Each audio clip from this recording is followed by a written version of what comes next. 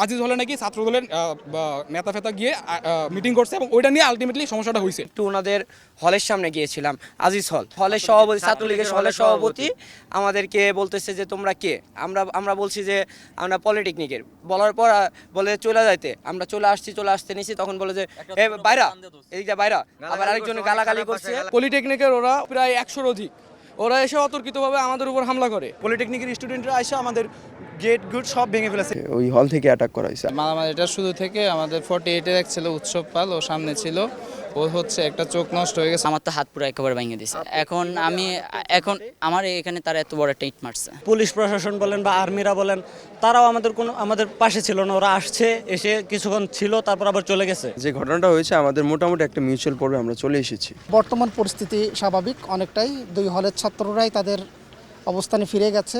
আমি কোনো ছাত্রের রক্ত দেখতে চাই না, সবাই আমার ছাত্র।